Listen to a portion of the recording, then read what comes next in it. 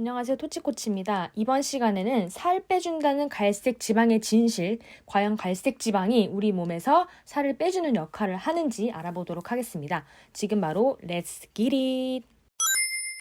우선 갈색 지방 많이 들어보셨나요?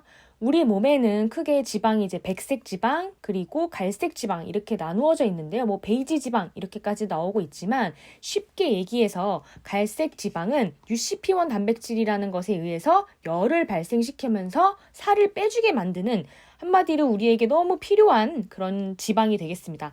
반면에 백색 지방 같은 경우에는 우리가 흔히 알고 있는 살을 찌우게 만드는 그런 지방의 형태인데요. 이렇게 되면서 갈색 지방을 이용한 마케팅이 굉장히 많이 성행했습니다. 지금도 성행하고 있고요. 그래서 제가 예전에도 크라이오 테라피라고 해서 이제 이런 원통 안에 들어가서 3분 동안 추운 환경에서 있으면은 800칼로리나 소모가 돼서 갈색 지방이 활성화돼서 칼로리를 태우는 것이야. 이렇게 좀 마케팅을 많이 했는데 이게 과연 800칼로리가 소모되는지 이 수치에 대해서는 끝내 이제 출처를 설명하지 못했다라는 의견이 나오면서 이제 그게 과연 다이어트에 적합한지에 대한 의문이 지금도 있는 상황입니다. 제가 얼마 전에 넷플릭스를 보면서도 이 에스크 더 닥터리라는 그런 다큐멘터리를 봤는데요. 이곳에서도 추운 환경에서 갈색 지방 활성화가 어떻게 되는지 측정하고 다이어트에 어떻게 쓰이는지 그렇게 한 챕터로 방영이 됐을 정도로 굉장히 핫한 주제인 것 같습니다. 그래서 한번 갈색 지방에 관한 연구를 찾아보았습니다. 성인 남성을 대상으로 한 갈색 지방 관찰인데요. 대부분 이전 연구들을 보게 되면은 그 마우스 쥐 실험으로 한 연구가 많고 인간 실험으로 한 게 많이 없었는데 실제로 인간을 대상으로 한 연구에 대해서 조금 더 자세하게 쓴 연구라서 가져와 봤습니다. 이 실험은 24명의 20대 남성들로 구성이 되어 있으며 10명은 린 그룹으로 이제 BMI가 25 이하였으며 14명은 과체중 혹은 비만 그룹으로 BMI가 25 이상인 그룹이었습니다. CT나 덱사를 이용해서 측정이 되었고 피험자들은 25도 이하에서 1시간 휴식을 한 뒤에 약간 추운 정도 환경에서 26도 환경에서 2시간을 있었습니다. 이 측정된 사진을 한번 보게 되면은 여기 목 주변에 굉장히 많이 활성화가 되어 있는 것을 확인할 수가 있습니다. 반면에 아래로 내려갈수록 활성화 수치가 좀 현저히 없어지는 것을 확인할 수 있는데요. 이 위에 활성화된 사진과 아래 활성화되지 않은 이 사진의 차이가 무엇이었을까요? 바로 그룹 간의 차이였습니다. 즉, 린 그룹, 그러니까 날씬한 그룹에서는 확연하게 더 많은 갈색 지방이 발견되었고 과체중이나 비만 그룹 같은 경우에는 이렇게 활성화 수치가 떨어지는 것을 볼 수가 있습니다.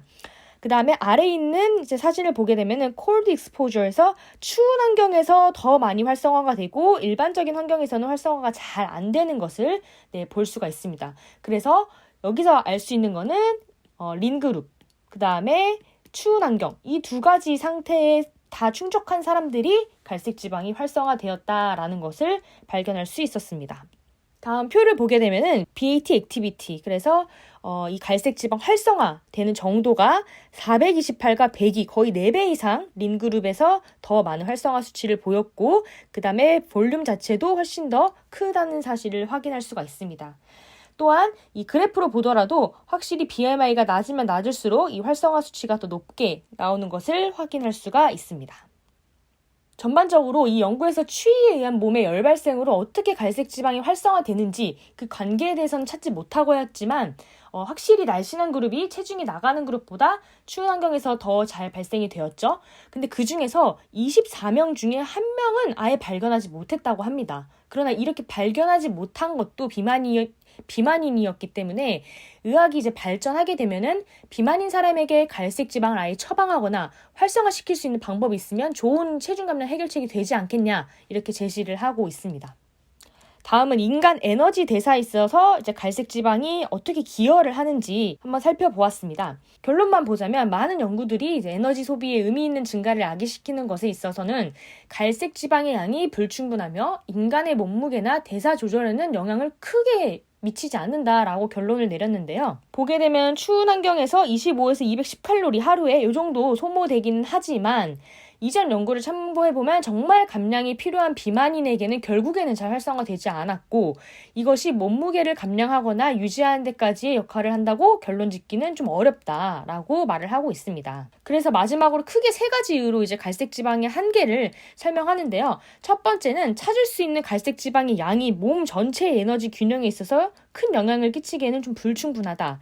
또 두 번째는 비록 하루 종일 활성화될지라도 몸무게를 줄이는 정도까지의 레벨 정도로 보기에는 어려울 것이다. 그 다음에 세 번째는 갈색 지방 활성화는 칼로리를 초과적으로 태우기 위함이 아닌 그저 우리 몸의 열을 보존하기 위한 역할이다. 그러니까 즉 이 갈색 지방이 활성화되는 게 우리가 체중을 빼기 위한 몸의 메커니즘이 아니고 추위를 이겨내기 위한 단지 열을 내기 위한 메커니즘일 뿐이다 라고 보는 거죠. 그래서 이 연구들을 통해서 좀 시사해 볼 점은 갈색 지방 활성화를 시켜야지 체중이 감량되는 것이 아니라 마른 사람은 갈색 지방이 많이 있기에 말랐고 비만인 사람들은 갈색 지방의 활성화가 적기 때문에 뭐 덜 마르지 않게 됐냐 이렇게 생각해 볼 수도 있고요. 네, 마지막에 말한 것처럼 우리 몸의 기전, 이 갈색 지방이 활성화되는 기전은 살을 빼기 위한 기전이 아니고 단지 열을 보존하기 위한 기전이다 라고도 얘기해 볼 수 있고요. 그 다음에 체중 감량을 위해 계속 이렇게 갈색 지방이 활성화되는 것은 이 온도에서만 우리가 살거나 생활할 수 없잖아요.